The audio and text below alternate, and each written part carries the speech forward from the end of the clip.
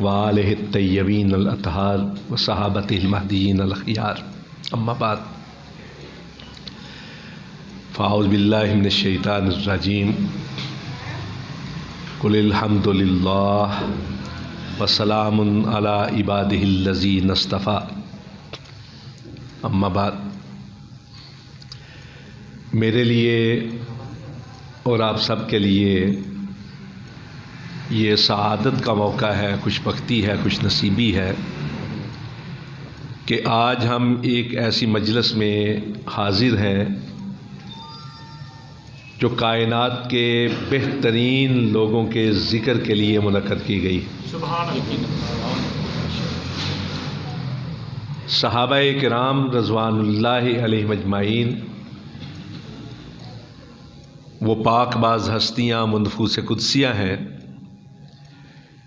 جن کو اللہ رب العزت نے نبیوں اور رسولوں کے بعد کائنات میں سب سے بہترین قرار دیا ہے۔ تفسیر حسن عسکری کے الفاظ ہیں، ایک لمبی روایت، لیکن اس کے مختصر الفاظ کہ انا اصحاب محمد افضل اصحاب المرسلین وَإِنَّ آلَ مُحَمَّدٍ أَفْضَلُ آلِ النَّبِيِّينَ، کہ اللہ رب العزت نے ارشاد فرمایا کہ میرے سونے محمد صلی اللہ علیہ وسلم کے اصحاب اور آپ کے آل تمام نبیوں اور رسولوں کے اصحاب اور آل سے بہترین۔ میں نے جو آیہ کریمہ تلاوت کی ہے قرآن پاک کی، اللہ رب العزت نے ارشاد فرمایا، قل، سونے آپ فرما دیجئے، الحمدللہ، سب تعریفیں اللہ کی ہیں، وسلام علی عبادہ الذین اصطفیٰ، اور سلامتی ہے ان بندوں پر جن کو اللہ نے چن لیا ہے۔ قرآن پاک سارے کا سارا، میں ایک طالب علم ہوں، میری ذرا باتیں جو ہوں گی وہ طالب علمانہ ہوں گی، توجہ سے سنیں گے تو انشاءاللہ فائدہ ہوگا آپ کے لیے بھی، میرے لیے، اور انشاءاللہ جو باتیں آپ سنیں گے وہ ہر حال میں مفید ہوں گی، فائدہ مند ہوں گی انشاءاللہ۔ میں چند باتیں آپ کے گوش گزار کروں گا جو بنیادی حیثیت کی حامل ہے اس موضوع کی مناسبت سے۔ قرآن پاک سارے کا سارا سونے نبی صلی اللہ علیہ وسلم کی زبان مبارک سے صادر ہوا ہے، آپ کی زبان کے ذریعے سے کائنات تک پہنچا ہے۔ پھر جگہ جگہ یہ کیوں کہا ہے، کل آپ کہہ دیجئے، کل آپ کہہ دیجئے، کل آپ کہہ دیجئے؟ باقی سارا قرآن پاک بھی تو اللہ کے رسول نے کہا ہے۔ ایک طالب علم کی حیثیت سے یہ عرض کروں، جہاں جہاں لفظ کل ہے وہاں وہاں نہایت اہم اور حساس بات کی گئی، ایسی بات کہ جس کی وجہ سے پہلی امتیں گمراہ ہو گئیں یا امت محمدیہ کی گمراہی اور راہ راست سے ہٹنے کا خدشہ اور اندیشہ تھا۔ یہاں بھی ارشاد فرمایا، کل آپ فرما دیجئے، الحمدللہ، ساری تعریفیں اللہ کے لیے ہیں، وسلام علی عبادہ الذین اصطفیٰ، اور سلام ہے، اللہ کہہ رہے ہیں سلام ہے اس کے ان بندوں پر جن کو اللہ نے چن لیا۔ اس آیت کی تفسیر کرتے ہوئے سونے نبی صلی اللہ علیہ وسلم کے سگے چچا زاد، فرسٹ کزن حضرت عبداللہ ابن عباس رضی اللہ عنہما، جو قرآن پاک کے بہت بڑے مفسر اور ایسے مفسر کہ جن کے لیے اللہ کے نبی نے علم کی دعا کی تھی، علم و فقہ، وہ کہتے ہیں کہ یہ جو ہے نا کہ اللہ نے چن لیا ہے اپنے بندوں کو، ان پر سلام ہے، تو اس سے مراد یہ ہے کہ وہ بندے جن کو اللہ نے اپنے رسول کی صحبت کے لیے، مصاحبت کے لیے، صحابی بننے کے لیے چن لیا ہے۔ صحابی خود نہیں بنے، اللہ نے چن کے رسول اللہ کے صحابی بنائے. یہ ہے بنیادی بات. سونے نبی صلی اللہ علیہ وسلم مکہ مکرمہ میں پیدا ہوئے. آپ کا قبیلہ قریش قبیلہ تھا. مکے میں رہنے والے سارے کے سارے سونے نبی کے قریبی رشتہ دار اور قریبی عزیز تھے، اقارب تھے، اور اللہ کے نبی سے محبت بھی کرتے تھے. نبوت سے پہلے آپ کو صادق بھی کہتے تھے، آپ کو امین بھی کہتے تھے، لاڈ کرتے تھے، پیار کرتے تھے، اپنی امانتیں آپ کے پاس رکھواتے تھے. اگر کبھی جھگڑ پڑتے تو آپ سے فیصلے کرواتے تھے. کعبہ کی تعمیر میں جب حجر اسود کو اپنی جگہ پہ رکھنے کی باری آئی تو ہر ایک نے یہ چاہا کہ میں رکھوں گا، یہ فضیلت میں حاصل کروں گا. آپس میں جھگڑ پڑے، قریب تھا کہ ایک دوسرے کا خون بہا دیتے، کہ ایسے میں اللہ کے نبی صلی اللہ علیہ وسلم حدود مطاف میں تشریف لائے تو سب نے کہا ھذا الامین ھذا محمد قد رضینا بہ. امین آگے ہیں، قابل ستائش آگے ہیں، لائق تعریف آگے ہیں، یہ جو فیصلہ کریں گے ہمیں قبول ہے. اس طرح پیار کرتے تھے سونے نبی کے ساتھ. لیکن جب اللہ کے نبی نے نبوت کا اعلان کیا تو یہ قریبی رشتہ دار یہ صحابی نہیں بن سکے. جو بات میں نے کی تھی میں اس کی دلیل کے طور پر یہ بات کر رہا ہوں. یہ صحابی نہیں بن سکے بلکہ یہ دشمن بن گئے سونے نبی کے. اب ابو لہب سگا چچا تھا، سگا چچا سانجی دیوار کا ہمسایہ بھی تھا. اور تاریخ میں یہ لکھا ہے کہ جب سونے نبی پیدا ہوئے ہیں تو سب سے پہلے ولادت کی خوشی اسی نے ملائی تھی. اور جو لونڈی یہ خوشخبری لے کر آئی تھی کہ سردار ابو لہب تیری بیوہ بھابھی کے ہاں، تیرے مرحوم بھائی کے ہاں لخت جگر پیدا ہوا ہے، نور چشم راست جہاں پیدا ہوا ہے، تو اس نے اس کو ایک ہار، قیمتی ہار انعام کے طور پر دے دیا تھا. اتنا پیار کرتا تھا. لیکن سب سے بڑا دشمن یہی ہوا. اور جب دشمن ہوا تو اللہ رب العزت نے بھی کہا تبت یدا ابی لہب وتب. باقی بھی مکہ والے قریبی رشتہ دار تھے لیکن صحابی بننا نصیب نہیں ہوا. اور دوسری طرف ہم دیکھتے ہیں کوئی روم سے چلا تو صحابی بن گیا، کوئی نجد سے چلا تو صحابی بن گیا، کوئی فارس سے چلا تو صحابی بن گیا، کسی کا خاندان حبشہ سے اٹھا تو صحابی بن گیا، کوئی کسی جگہ سے، کوئی کسی جگہ سے آ کر صحابی بن گیا. اور جب تک آپ مکہ میں رہے ہیں چند لوگ تھے جو آپ کے صحابی بنے ہیں. مدینہ طیبہ میں پہنچے ہیں تو پھر آپ کی خوشبو پھیلتی چلی گئی. تو قرآن پاک میں اللہ رب العزت نے کہا ہے کہ سلامتی ہے ان اللہ کے بندوں پر جن کو اللہ نے اپنے رسول کے صحابی بننے کے لیے چن لیا ہے. صحابہ کرام کا ایمان ہمارا ایمان ہے. ہمارے عقیدے کی کتابوں میں یہ بات لکھی ہے کہ حب الصحابہ دین و ایمان و احسان و بغضہم کفر و نفاق و طغیان. صحابہ کرام سے محبت دین ہے، ایمان ہے، احسان ہے، اور صحابہ کرام سے بغض کفر ہے، نفاق ہے، سرکشی. اور ترمذی کی روایت سونے نبی صلی اللہ علیہ وسلم نے تو خلاصہ نکال کے رکھ دیا نا. من احبہم بحبی احبہم ومن ابغضہم فببغضی ابغضہم من اذاہم فقد اذانی ومن اذانی فقد اذی اللہ. لوگوں یاد رکھو جو میرے صحابہ سے محبت کرتا ہے نا وہ میری محبت کی وجہ سے ان سے محبت کرتا ہے. میرے صحابی ہیں نا اس وجہ سے محبت کرتے ہیں. تو گویا ان کے دلوں میں میری محبت ہے تو میرے صحابہ سے محبت کرتے ہیں. اور اگر ان سے بغض کوئی رکھتا ہے تو میرے بغض کی وجہ سے ان سے بغض رکھتا ہے. اور یاد رکھو، جس نے میرے صحابہ کو تکلیف دی اس نے میرے صحابہ کو نہیں مجھ کو تکلیف دی، اور جس نے مجھ کو تکلیف دی اس نے مجھ کو نہیں، مجھ کو رسول بنا کر بھیجنے والے اللہ کو تکلیف دی۔ صحابہ کرام رضوان اللہ علیہم اجمعین کائنات کی برگزیدہ ہستیاں، نفوس قدسیہ،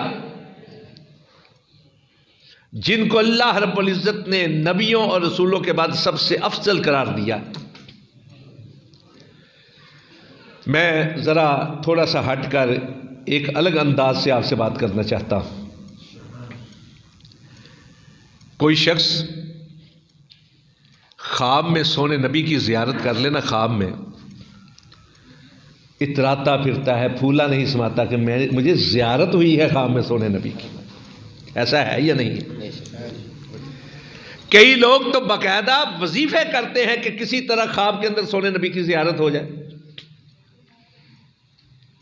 حالانکہ یہ خواب کا معاملہ ہے، اس پہ علمی گفتگو ہو سکتی ہے۔ یہ وجہ ہے کہ سونے نبی صلی اللہ علیہ وسلم نے ارشاد فرمایا کہ شیطان ہر ایک کی شکل اختیار کر لیتا ہے، میری شکل اختیار نہیں کر سکتا۔ جس نے مجھے خواب میں دیکھا اس نے مجھی کو دیکھا، کسی اور کو نہیں دیکھا، یہ حقیقت ہے۔ لیکن کس طرح پتا چلے گا کہ خواب میں ہم نے جس کی زیارت کی ہے وہ واقعتاً نبی پاک؟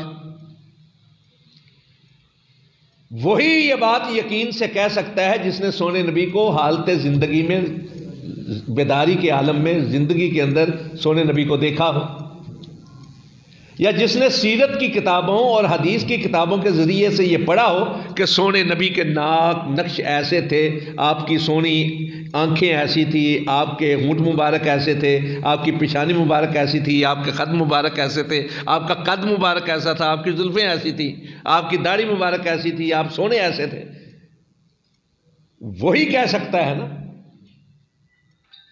لیکن اس کے باوجود اگر کوئی خواب میں دیکھے تو پھولا نہیں سماتا، اتراتا پھرتا ہے، فخر کے ساتھ لوگوں سے کہتا ہے میں نے سونے نبی کی زیارت کی، ان لوگوں کے بارے میں آپ کیا کہیں گے جو اپنی نگاہوں سے سونے نبی کی زیارت کرتے رہے؟ سونے نبی کی محفل میں بیٹھ کر شربت دیدار سے سیراب ہوتے رہے، جن کے دلوں کو سونے نبی کی زیارت سے تسکین ملتی رہی، کیسے خوش نصیب تھے وہ کہ جن کو اللہ کے نبی نام لے کر بلایا کرتے تھے، اپنے ساتھ بٹھا کر کھانا کھلایا کرتے تھے، اپنا پیا ہوا مشروب ان کو پلایا کرتے تھے اور ان کا پیا ہوا خود نوش فرمایا کرتے تھے۔ اور کتنے ایسے خوش نصیب تھے کہ جنہوں نے اللہ کے نبی کو اپنی باہوں میں سمیٹ کر اپنی چھاتی کے ساتھ لگایا، اور کئی ایسے کہ جن کو اللہ کے نبی نے اپنے سینے کے ساتھ بینچ لیا۔ خواب میں دیکھنے والا فخر کر سکتا ہے تو وہ جن کے بارے میں خود سونے نبی نے کہا لا تمس النار من رانی اور آمن رانی، جس نے مجھ کو دیکھ لیا اللہ نے اس پر جہنم کی آگ کو حرام کر دیا ہے۔ اور صرف یہ نہیں کہ جس نے مجھ کو دیکھا ہے، بلکہ وہ بھی جس نے مجھ کو تو نہیں دیکھا اس کو دیکھ لیا، جس نے مجھ کو دیکھا ہے اللہ نے اس پر بھی جہنم کی آگ کو حرام کر دیا۔ ایک بار اگر کوئی لطافت کے ساتھ سونے نبی کی زیارت کر لے تو کائنات کے بہترین لوگوں میں اس کا شمار ہو جاتا ہے۔ آج لوگ بلکتے ہیں مکہ و مدینہ کی زیارت کے لیے۔ کس کس نے زیارت کی ہے مکہ و مدینہ کی؟ ذرا ہاتھ کھڑا کریں ماشاءاللہ۔ جنہوں نے نہیں کی وہ کرنا چاہتے ہیں، اور جنہوں نے کی ہے وہ پھر کرنا چاہتے ہیں۔ اللہ سب کو اپنے سونے نبی کے شہروں کی زیارت نصیب کرے۔ آج لوگ تڑپتے ہیں، بلکتے ہیں، سسکتے ہیں کہ کسی طور سونے نبی کے شہروں کی زیارت ہو جائے۔ کہتے ہیں کہ خاک مدینہ ہماری آنکھوں کا سرما، عام شہروں کی طرح کے شہر ہیں نا، مٹی بھی تو عام طرح کی ہے، لیکن فضیلت یہ ہے کہ ان کی نسبت سونے نبی کے ساتھ صلی اللہ علیہ وسلم۔ اگر مدینہ کی مٹی سونے نبی سے نسبت کی وجہ سے آنکھوں کا سرما بن سکتی ہے، مٹی ہو کر بھی اگر مدینہ کے راستوں کے پتھر سر کے تاج کی زینت ٹھہرے، پتھر ہو کر بھی، تو جن کو اللہ نے اپنے نبی کے لیے چن لیا اور جن کو نبی نے اپنا قرار دے دیا، ان کے بارے میں کیا کہو گے؟ جو عام مٹی نہیں، پتھر نہیں، اشرف مخلوقات، اور جن کا ذکر اللہ رب العزت نے قرآن پاک میں بار بار کیا ہے، جن کے بارے میں کہا رضی اللہ عنہم ورضوا عنہ، کہ اللہ راضی ہو گیا ہے، اس لیے کہ ان کی ساری زندگی صرف اللہ کی رضا کی تلاش میں رہی۔ جو اللہ کے سونے نبی کے نام پر اپنی جانیں قربان کرتے رہے ہیں۔ سعد بن مسنہ کو جب مکہ کے کفار نے پکڑا اور مصلوب کر کے نیزوں کی ینیوں کے ساتھ ان کے جسم کے اندر چھید کرنے لگے، تو ایک سردار نے آ کر کہا زید تو یہ چاہتا ہوگا کہ تیری جان چھوٹ جائے اور تیری جگہ پہ محمد ہو صلی اللہ علیہ وسلم۔ تو کیا جواب دیا تھا؟ کہا تھا تو یہ کہتا ہے کہ میری جگہ پر رسول پاک یہ تکلیف برداشت کرے؟ اور سن لو، مجھے تو یہ بھی سوچنا تک گوارا نہیں کہ سونے نبی اپنے گھر کے صحن کے اندر چہل قدمی کر رہے ہوں اور آپ کے پاؤں میں کانٹا چبھ جائے، مجھے تو یہ سوچنا بھی گوارا نہیں۔ اور عبداللہ نے کیا کہا تھا؟ عبداللہ بن حذافہ نے کہ کاش میرے ایک ایک بال کی جگہ پر ایک ایک جان ہوتی، میں ایک ایک کر کے ساری پیارے نبی پر قربان کر دیتا۔ یہ تھے صحابہ اکرام رضوان اللہ علیہ، قدم قدم پہ رحمتیں، نفس نفس پہ برکتیں، جہاں جہاں سے وہ شفیع آسیاں گزر گیا، اور وہاں ہے رات ابھی تلک جہاں نظر نہیں پڑی، وہاں وہاں سحر ہوئی جہاں جہاں گزر گیا۔ رحمتیں اور برکتیں تو اس کے جلم میں رہتی تھیں۔ جس کو اس نے کہہ دیا یہ میرا ہے، وہ آپ کا تھا تو ہمارا بھی ہے۔ اب اگر کوئی ان کے بارے میں کوئی شک کا اظہار کرے تو سمجھ لے وہ اس کا بھی نہیں جس نے اپنے صحابہ کو اپنا کہا تھا۔ ایک بار لطافت کے ساتھ جس نے دیکھ لیا، ایک بار اللہ نے اس پر جہنم کی آگ کو حرام کر دیا، بلکہ اس کی وجہ سے اس کی زیارت کرنے والے پر بھی جہنم کی آگ کو حرام کر دیا۔ پارس پتھر سنا ہے، بزرگوں نے سنا ہوگا، نوجوانوں کو کیا پتا کہ پارس پتھر ایک افسانوی پتھر ہے۔ کہا جاتا ہے کہ پارس پتھر لوہے کو چھو جائے تو لوہا سونا بن جاتا ہے۔ وہ ایک محاورہ بھی ہے نا، پڑا ہو پارس بیچے تیل واہ قدرت کے کھیل، جس کو بگاڑ کے لوگوں نے کہہ دیا پڑھو فارسی بیچو تیل ہے۔ پارس پتھر کہتے ہیں کہ ایک پتھر ہے ایسا پارس کہ لوہے کو چھو جائے نا، ایک بار مس کر جائے تو لوہا سونا بن جاتا ہے۔ سونے نبی صلی اللہ علیہ وسلم کائنات کی وہ عظیم ترین ہستی ہیں کہ جو ان کو چھو لے وہ سونا نہیں بنتا، وہ ایک ایسا پارس بن لیتا ہے کہ جو اس کو چھو جائے وہ بھی پارس بن جاتا ہے، پھر جو اس کو چھوئے وہ سونا بنتا ہے۔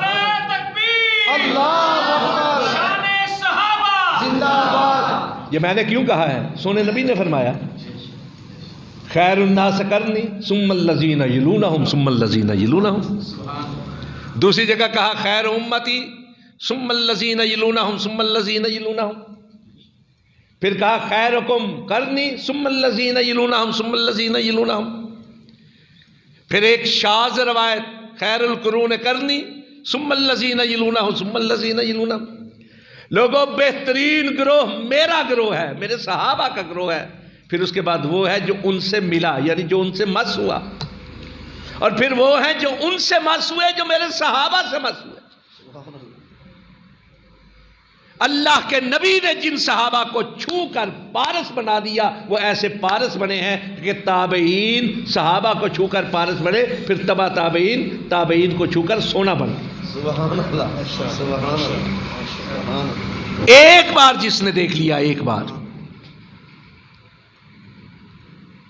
اس صدیق اکبر کی قسمت اور فضیلت کا کیا کہنا کہ جس نے اس طرح دیکھا ہے کہ کائنات میں کبھی کسی نے اپنے محبوب کو اس طرح دیکھا ہی نہیں.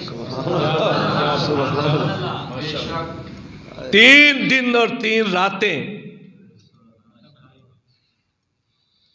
حضرت ابوبکر صدیق کی گود میں تھا سونے نبی کا سر مبارک، یا ابوبکر صدیق کی نظر تھی یا سونے نبی کا چہرہ اقدس تھا.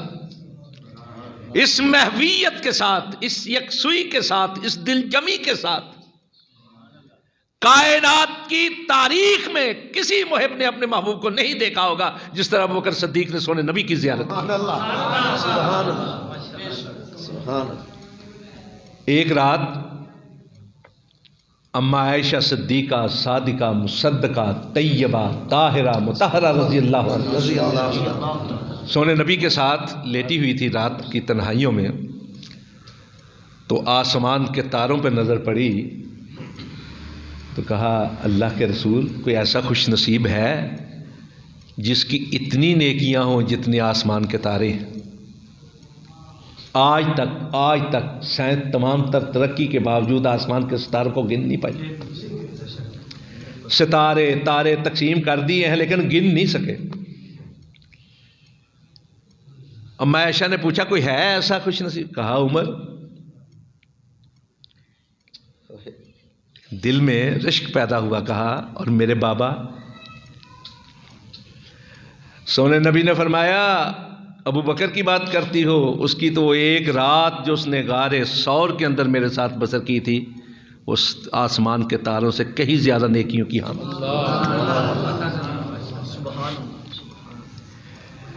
میں ہجرت کے سفر کے اس مرحلے پہ آؤں گا.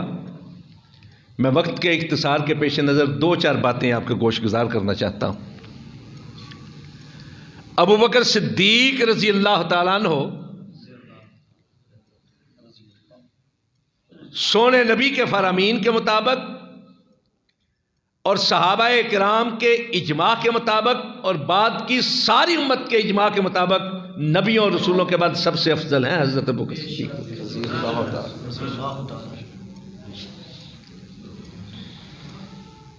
حضرت ابو بکر صدیق رضی اللہ تعالیٰ. آپ قرآن پاک کا مطالعہ کریں نا، سورہ فاتحہ پڑھتے ہیں ہم اہدنا الصراط المستقیم صراط الذین انعمت علیہم. یہ جو ہے نا جن پر تیرا انعام ہوا، کون ہے جن پر انعام ہوا ہے؟ اللہ کا. من یطع اللہ والرسول فاولئک مع الذین انعم اللہ علیہم من النبیین والصدیقین والشہداء والصالحین. جن پر اللہ کا انعام ہوا ہے وہ نبی ہیں، نبیوں کے بعد صدیق ہیں، صدیقوں کے بعد شہید ہیں، پھر دوسرے نیکوکار. قرآن پاک میں اللہ رب العزت نے یہ مدارج بیان کیے ہیں، نبیوں کے بعد صدیق. اور ابو بکر صدیق رضی اللہ تعالیٰ عنہ کی صدیقیت پر سب کا اتفاق ہے، سب کا اجماع. رجال کشی کے الفاظ انت الصدیق انت الثانی اثنین اذ ہما فی الغار. تو صدیق ہے، تو غار کا وہ دوسرا ہے. اور یہ سورہ توبہ کی آیت نمبر 40 کے اندر اللہ رب العزت نے کہا ہے ثانی اثنین، دو لوگوں کا ذکر ہوا ہے، اور وہ دو کون تھے؟ ایک کائنات کا سب سے بہترین نبیوں کا امام اور رسولوں کا سردار، اور دوسرا نبیوں کے بعد کائنات کا سب سے بہترین ابو بکر صدیق رضی اللہ عنہ۔ ثانی اثنین، دو میں سے دوسرا اللہ نے کہا ہے حضرت ابو بکر صدیق رضی اللہ تعالیٰ عنہ۔ علامہ اقبال کو جانتے ہیں؟ علامہ اقبال نے ایک فارسی کی نظم لکھی حضرت ابو بکر صدیق پر، اس پہ ایک فقرہ لکھا ہے، ہمت او کشت ملت را چوں ابد، ثانی اسلام و غارو بدر و قبر، کہ ابو بکر صدیق کی ہمت امت مسلمہ کے لیے، صحابہ کی جماعت کے لیے اس طرح تھی جس طرح خشک کھیتی کے لیے بارش کا پانی ہوتا ہے۔ اور ابو بکر صدیق کون ہے؟ اسلام کے دوسرے، ثانی اسلام، غار کے دوسرے، بدر کے دوسرے، قبر کے دوسرے۔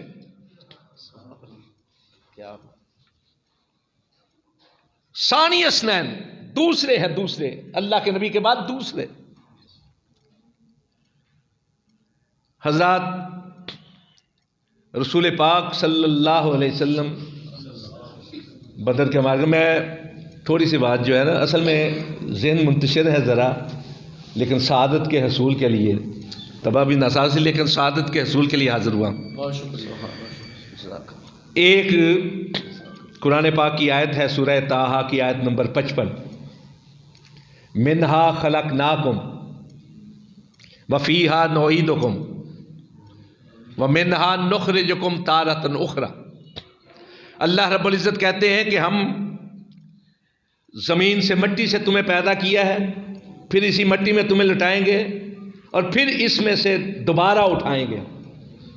یہ سورہ طٰہٰ کی آیت نمبر 55 ہے۔ مقبول احمد ہمارے شیعہ احباب کے ایک بہت بڑے مترجم ہیں، انہوں نے ترجمہ کیا، اور اس کے حاشیے پہ انہوں نے حضرت امام جعفر صادق رحمۃ اللہ علیہ کا ایک قول نقل کیا ہے کہ امام جعفر کہتے ہیں کہ جب کوئی بچہ کسی ماں کے رحم میں، جب کسی بچے کا نطفہ کسی ماں کے رحم میں قرار پاتا ہے، تو ایک فرشتہ اس جگہ کی مٹی لا کر اس نطفے میں شامل کر دیتا ہے جہاں اس نے زندگی کے بعد، مرنے کے بعد دفن ہونا ہو۔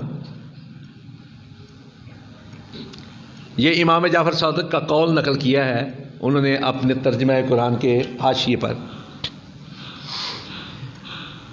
اور یہی قول امام بغوی رحمۃ اللہ علیہ نے اس آیت کی تفسیر کے اندر نقل کیا ہے، امام قرطبی رحمۃ اللہ علیہ نے بھی یہی قول نقل کیا ہے، بلکہ علامہ ہیثمی نے مجمع الزوائد کے اندر ایک حبشی کا ذکر کیا ہے جو مدینہ میں دفن ہوا، تو سونے نبی صلی اللہ علیہ وسلم نے فرمایا کہ یہ جو اپنے علاقے سے چل کے یہاں آیا ہے اور یہاں دفن ہوا ہے، اس لیے یدفنو فی التربۃ التی خلق منہا، یہ اس مٹی میں دفن ہوا ہے جہاں سے اس نے پیدائش حاصل کی تھی، جہاں سے یہ پیدا ہوا تھا، اس مٹی میں دفن ہوا ہے۔ اور باقاعدہ باب جو ہے علامہ ہیثمی نے وہ یہی باندھا ہے، باب یدفنو فی التربۃ التی خلق منہا۔ مستدرک حاکم کتاب الجنائز کے اندر اسی حوالے سے حضرت ابو ہریرہ رضی اللہ تعالیٰ عنہ سے علامہ ہیثمی نے جو نقل کی ہے نا حدیث، وہ حضرت ابن عمر رضی اللہ عنہ سے، لیکن مستدرک حاکم کتاب الجنائز کے اندر حضرت ابو سعید خدری رضی اللہ تعالیٰ عنہ سے ہے۔ امام قرطبی نے جو نقل کیا حضرت ابو ہریرہ سے نقل کی۔ شعب الایمان بہقی کے اندر بھی ایک حسن روایت ہے، اور مستدرک حاکم نے نقل کرنے کے بعد کہا ہے صحیح الاسناد، اور علامہ البانی نے سلسلۃ الصحیحہ کے اندر حدیث نمبر 1858 نقل کی ہے حضرت ابو ہریرہ سے، وہ بھی یہی ہے کہ رسول پاک صلی اللہ علیہ وسلم نے ارشاد فرمایا کہ جو آدمی جہاں کی مٹی ہوتی ہے وہیں دفن ہوتا ہے۔ ہمارے ہاں بھی اردو میں کہتے ہیں پہنچی وہیں پہ خاک جہاں کا خمیر تھا. یہ میں نے کیوں باتیں کی ہیں؟ اس کا کیا تعلق ہے حضرت ابوبکر صدیق کے ساتھ؟ روایتیں ہیں استنادی طور پر کمزور ہیں، کئی روایتیں ہیں، لیکن ان صحیح احادیث کے ساتھ جوڑ کر پڑھیں گے تو بات سمجھ میں آ جائے گی کہ سونے نبی نے ارشاد فرمایا انا و ابو بکر و عمر خلقنا من تربۃ واحد وندفن فیہا، کہ میں، ابو بکر اور عمر ایک ہی مٹی سے پیدا کیے گئے ہیں، ایک ہی مٹی میں دفن ہوں گے. جہاں کی مٹی ہے وہیں پہ دفن ہوں گے. اور سونے نبی کی یہ صحیح احادیث سونے نبی کی حیات مبارکہ کی ہے. اللہ کے پیارے نبی صلی اللہ علیہ وسلم 12 ربیع الاول کو فوت ہوئے ہیں، دنیا سے رخصت ہوئے ہیں. اور دفن کس جگہ پہ ہوئے؟ روضۃ من ریاض الجنہ، جنت کے باغیچوں میں سے ایک باغیچہ. آپ نے خود کہا تھا کہ میرا ممبر اور میرے حجرے کے درمیان کی جگہ روضۃ من ریاض الجنہ ہے. وہاں پہ آپ اس مٹی کی چادر کے نیچے ہیں. اور حضرت ابوبکر صدیق رضی اللہ تعالیٰ عنہ 22 جمادی اخری میں سن 13 ہجری کے اندر دنیا سے رخصت ہوئے ہیں، اور اسی مٹی کی چادر کے نیچے آرام فرما رہے ہیں جس کی چادر کے نیچے سونے نبی آرام فرما رہے ہیں. حضرت عمر فاروق رضی اللہ تعالیٰ عنہ 12 سال کے بعد گئے ہیں، وہ بھی اسی مٹی کے نیچے گئے ہیں. اور سب کے نزدیک، تمام مکاتب فکر کے نزدیک، یہ جو جگہ ہے نا روضہ رسول والی، یہ روضۃ من ریاض، اس کو روضہ کہا ہی اس لیے جاتا ہے روضۃ من ریاض الجنت، جنت کے باغیچوں میں سے ایک باغیچہ ہے. ترمذی کی روایت، مسند احمد کی روایت، ایک روز اللہ کے نبی صلی اللہ علیہ وسلم مسجد میں تشریف لائے. آپ کے دائیں طرف حضرت ابوبکر صدیق تھے، بائیں طرف حضرت عمر فاروق تھے. اخذ بایدیہما، سونے نبی نے ان کے ہاتھ پکڑے ہوئے تھے. انہوں نے اللہ کے نبی کا ہاتھ نہیں، سونے نبی نے ان کے ہاتھ پکڑے ہوئے تھے. اور کیا کہا؟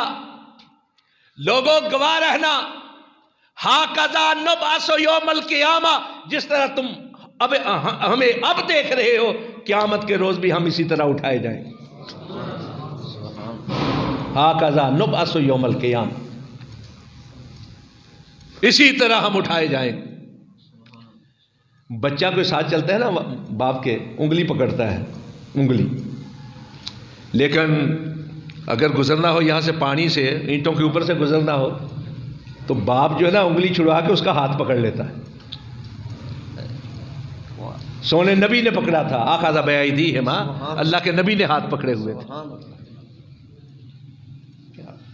ثانی اسلام و غار و بدر و قبر، حضرت ابو بکر رضی اللہ عنہ.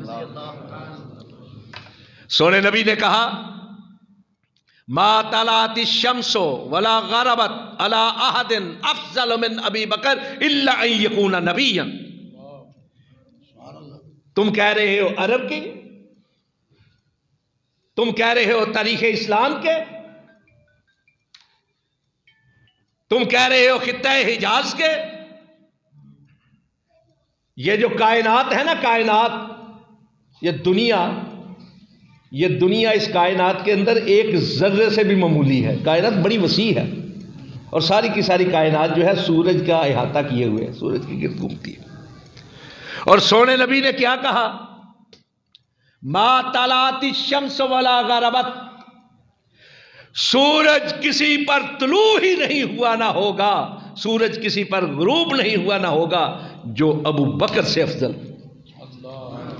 الا ان یکون نبیا، سوائے نبیوں کے. نبیوں کے بعد سب سے افضل، سب سے اشرف، سب سے اعلیٰ، سب سے اولا اگر کوئی ہستی ہے تو ابو بکر صدیق کی ہستی رضی اللہ تعالی. صدیق کا لفظ بولا، صدیق. اس آیت کی تفسیر میں تفسیر کمی کے اندر کہ ابو بکر صدیق ہے. احتجاج تبرسی کی روایت، حضرت علی رضی اللہ تعالیٰ عنہ کہتے ہیں انل امیر، یعنی امیر سے مراد ہے حضرت علی رضی اللہ تعالیٰ عنہ، کننا مع النبی صلی اللہ علیہ وسلم علی جبل حرا، ہم جبل حرا پر سونے نبی کے ساتھ تھے تو پہاڑ تھر تھڑایا، کانپا، تو سونے نبی نے کہا قر، اے جبل حرا رک، فَإِنَّ عَلَيْكَ نَبِيٌّ وَصِدِّيقٌ وَشَهِيدٌ، اس لیے کہ اس وقت تجھ پر ایک نبی ہے، ایک صدیق ہے، ایک شہید۔ صدیق حضرت علی کے قول کے مطابق رسول پاک نے فرمایا۔ اور ریاض النظرہ محب تبری کی، جب حضرت ابوبکر صدیق فوت ہوئے تو اس کے بعد حضرت علی رضی اللہ تعالیٰ نے بڑا فصیح فصاحت و بلاغت سے لبریز ایک خطبہ ارشاد فرمایا تھا۔ اس میں کہا تھا انت اول القوم اسلاما واخلصهم ایمانا واشدهم یقینا، صدقت رسول اللہ صلی اللہ علیہ وسلم حين كذبه الناس فسمك الله تنزيلا صديقا الذي جاء بالصدق محمد والذي جاء بالصدق وصدق به ابو بکر الصدیق۔ کہا ابو بکر تیرا نام اللہ نے صدیق رکھا ہے وحی کے ذریعے سے۔ کشف الغمہ میں حضرت امام جعفر صادق کہتے ہیں کہ میرے بابا نے یعنی امام باقر رحمۃ اللہ علیہ نے مجھ کو بتلایا کہ امام زین العابدین کے پاس ایک شخص آیا، پوچھا، کہنے لگا آپ ابو بکر کے بارے میں کیا کہتے ہیں؟ اس نے کہا اتسأل عن الصدیق، کیا تو صدیق کے بارے میں پوچھتا ہے؟ تو کہا اتقول اللہ الصدیق، آپ بھی صدیق کہتے ہیں، آپ بھی صدیق کہتے ہیں۔ حضرت امام زین العابدین نے کہا سقلت کا امو کا، تیری ماں تمہیں گم پائے، مجھے کہہ رہا ہے کہ صدیق، فسماہ من ہوا خیر منی رسول اللہ صلی اللہ علیہ وسلم والمہاجرون والانصار، میں کیا کہوں گا، جو مجھ سے بہتر لوگ تھے نا وہ صدیق کہتے تھے، رسول اللہ صدیق کہتے تھے، مہاجر صدیق کہتے تھے، انصار صدیق کہتے تھے۔ فلا صدق اللہ یوم القیامہ من لم یسمہ صدیق، جو اس کو صدیق نہیں مانتا اللہ قیامت کے روز اس کی تصدیق نہ کرے۔ اور کشف الغمہ میں امام باقر کا ایک شخص نے آ کر پوچھا کہ یہ جو تلواریں ہوتی ہیں کیا اس کے دستے کے اوپر مرصع کام کیا جا سکتا ہے، سونے کا دستہ بنوایا جا سکتا ہے؟ تو انہوں نے کہا لا باس فقد حل ابو بکر صدیق ہو سیف، کوئی حرج نہیں، اس لیے کہ ابو بکر صدیق نے اپنی تلوار کے دستے کے اوپر مرصع کام کیا تھا۔ تو اس نے کہا تقول اللہ الصدیق۔ یہ دوسرا واقعہ، پہلے زین العابدین کا تھا، یہ امام باقر کا۔ کالا اشتد غضبا فوسب وسبتا واستقبل القبلہ، امام باقر غصے میں آگے یکدم اٹھ کے کھڑے ہوئے، قبلہ کی طرف رک کے کہا نام الصدیق، نام الصدیق، نام ہاں وہ صدیق تھا، ہاں وہ صدیق تھا، ہاں وہ صدیق تھا۔ جو اس کو صدیق نہیں مانتا اللہ اس کی دنیا و آخرت کے اندر تصدیق نہ کرے۔ فلا صدق اللہ فی الدنیا والآخرہ، وہاں تھا یوم القیامہ، یہاں فی الدنیا والآخرہ۔ کیوں یہ محبتیں کیوں تھی؟ ان کے ہاں کوئی ایسی بات نہیں تھی آپس میں اختلاف کی، محبتیں تھی۔ میں آپ سے ایک بات پوچھتا ہوں، میں چونکہ طالب علم ہوں، میں تنقید نہیں کرتا، دعوت فکر ضرور دیتے ہیں۔ مجھے یہ بتائیں کیا کوئی شخص اپنے کسی دشمن کے نام پر اپنے بچے کا نام رکھ سکتا ہے؟ بچے کا نام اس کے نام پر رکھے جاتے ہیں جو اس کے نزدیک ہیرو ہو، جو بہترین۔ مثلا میں نے اپنے بیٹے کا نام رکھا ہے احسان الہی زئی، ماشاء اللہ جامعہ سلفیہ سے فارغ ہو کر اب وہ ایم فل کر رہا ہے اسلام آباد یونیورسٹی سے، محبت کی وجہ نا۔ اس بات کو اور ذرا سمجھنے کے لیے تان نہیں، کیا کوئی شخص اپنے بیٹے کا نام یزید رکھنے کے لیے تیار ہے؟ حالانکہ شہدائے کربلا کے اندر 2 یزید نام کے لوگ تھے، شہداء کربلا کے۔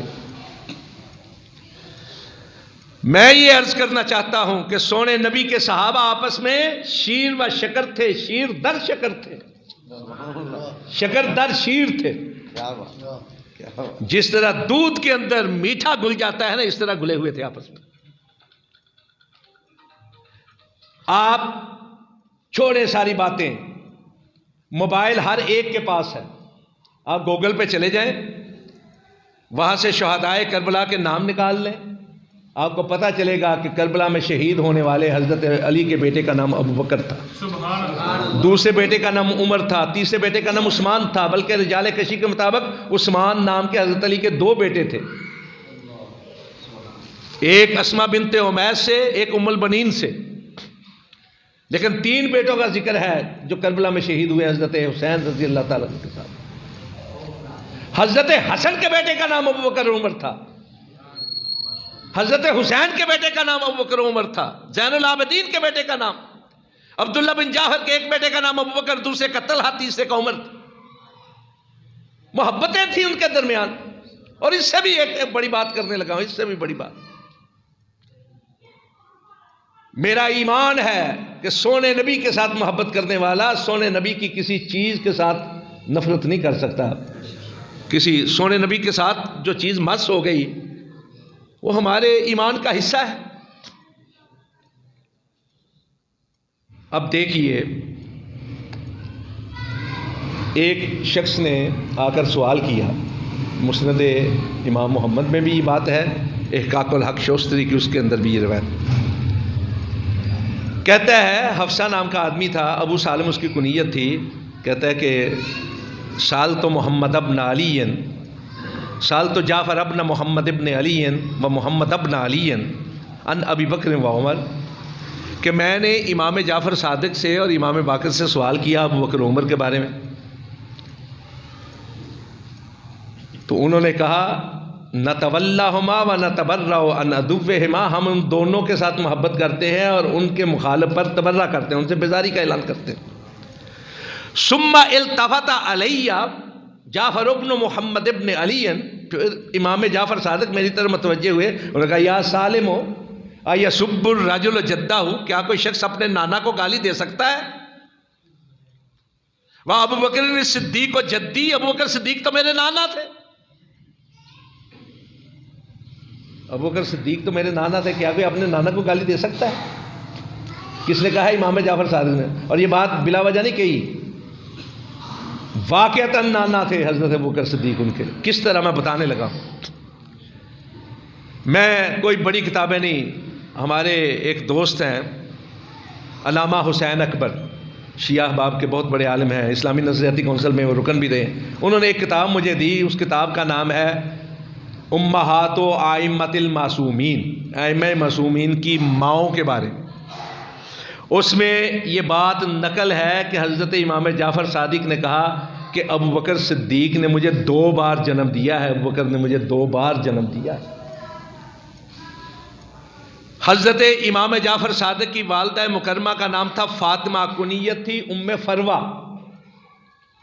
اور یہ بیٹی تھی قاسم بن محمد بن ابی بکر کی، یعنی حضرت ابو بکر صدیق کے پوتے کی بیٹی والدہ مکرمہ ام فروہ، اور جو نانی تھی ان کا نام تھا اسماء، اور وہ بیٹی تھی عبد الرحمن بن ابی بکر کی، ماں بھی ابو بکر کی بیٹی، نانی بھی ابو بکر کی بیٹی۔ اس لیے کہا کہ کیا کوئی اپنے نانا کو گالی دے سکتا ہے؟ ابو بکر صدیق جدی، ابو بکر صدیق تو میرے نانا ہے۔ مطالعہ کریں، پڑھیں، سمجھیں تو ہمیں پتہ چلتا ہے کہ سونے نبی کے لیے اللہ نے جن کو چنا تھا نا، وہ کائنات کے واقعتاً بہترین لوگ تھے۔ صدیق عکس حسن و جمال محمد صلی اللہ علیہ وسلم، فاروق ذل جاہ و جلال محمد صلی اللہ علیہ وسلم، عثمان ضیائے شمع خصال محمد صلی اللہ علیہ وسلم، حیدر بہار چمن خصال محمد، معاویہ فدائے اہل و عیال محمد، حسن و حسین جگر گوشہ و آل محمد صلی اللہ علیہ وسلم۔ ابو بکر و عمر ہوں یا ہوں عثمان و علی، ان چاروں میں تابدار کمال مصطفیٰ ہے صلی اللہ علیہ وسلم۔ اور حسن حسن دیکھو یا حسین حسین دیکھو، حسن حسن دیکھو یا حسین حسین دیکھو، دونوں میں آشکار جمال مصطفیٰ ہے صلی اللہ علیہ وسلم۔ میں اپنی گفتگو کو سمیٹنا چاہتا ہوں۔ سونے نبی صلی اللہ علیہ وسلم جب حکم ہوا ہجرت کا تو تفسیر حسن عسکری میں یہ واقعہ منقول ہے کہ سونے نبی صلی اللہ علیہ وسلم خود چل کر حضرت ابوبکر صدیق کے دروازے پہ پہنچے، دروازہ کھٹکھٹایا، حضرت ابوبکر صدیق باہر تشریف لائے تو کہا آپ پر میرے ماں باپ قربان، آپ نے کیوں زحمت کی، مجھ کو بلا لیا ہوتا۔ اور میں نے ایک طالب علم کی حیثیت سے یہ بات دیکھی ہے، حضرت ابوبکر صدیق نے جب بھی اللہ کے سونے نبی سے بات کی نا، پہلے یہ کہا آپ پر میرے ماں باپ قربان، پھر بات کی، کہا آپ نے کیوں زحمت کی، مجھ کو بلا لیا ہوتا۔ سونے نبی نے فرمایا ابوبکر معاملہ ہی ایسا تھا کہ جبریل آئے تھے اور انہوں نے کہا امرک ان تستصحب ابوبکر، کہ آپ ہجرت کر جائیں اور ہجرت کے اس جان جوخم میں ڈالنے والے مشکل ترین سفر میں کسی اور کو نہیں، ابوبکر کو اپنا ساتھی بنائیں۔ تو اس بارے میں کیا کہتا ہے؟ ہو سکتا ہے آج جدا ہو اپنے خاندان سے تو پھر ملنا نصیب نہ ہو، لیکن ابوبکر نے کیا کہا؟ کہا ما اہلی و والدی و مالی و نفسی اللہ فداک یا رسول اللہ۔ اللہ کے رسول کیا پوچھتے ہیں؟ میرا خاندان، میرا مال و دولت، میری اولاد، میری جان، یہ سب کچھ تو ہے ہی آپ کے قدموں پہ نچھاور کرنے کے لیے۔ سونے نبی نے جب یہ الفاظ سنے تو کہا اطلع اللہ علی قلبک ووجد فیہ ما جرى علی لسانک۔ ابو بکر اللہ نے تیرے دل میں دیکھا، تیرے دل میں وہی کچھ پایا جو تیری زبان سے نکلا۔ فجعلک منی بمنزلۃ السمع والبصر والراس فی الجسد والروح فی البدن۔ اللہ نے تیرے اخلاص کو دیکھتے ہوئے، تیرے دل اور زبان کی یکجائی کو دیکھتے ہوئے اللہ نے تجھے میرے لیے اس طرح کر دیا ہے جس طرح ایک جسم کے لیے کان ہوتے ہیں، آنکھ ہوتی ہے، سر ہوتا ہے، اور جس طرح بدن کے اندر روح ہوتی ہے۔ چنانچہ جب چلے ہیں تو لکھا ہے سیرت کی کتابوں میں، روایات کے اندر، میں صرف ایک حوالہ دینا چاہتا ہوں۔ ملا حیدر عاملی کی کتاب ہے غزوات حیدری وقائے دوم، کہ چلتے چلتے سونے نبی صلی اللہ علیہ وسلم کے پاؤں مبارک پہ سوزش آ گئی تو حضرت ابوبکر صدیق نے اپنے کندھوں پہ اٹھا کر غار ثور تک پہنچایا۔ تو میں صرف ایک ہی بات عرض کیا کرتا ہوں، بتانے کے طور پر نہیں، سمجھانے کے نقطہ نظر سے، کہ اس گھوڑے کی تو پوجا کی جائے جس گھوڑے پر نہیں، گھوڑے کی جنس کے کسی ایک گھوڑے پر رسول کا نواسا سوار ہوا تھا، اس کی پرستش ہو، اور جس کے کندھوں پہ رسول سوار ہوا تھا اس کے بارے میں برا کہا جائے۔ وَأَقُولُ قَوْلِي هَٰذَا أَسْتَغْفِرُ اللَّهَ لِي وَلَكُمْ أَجْمَعِينَ۔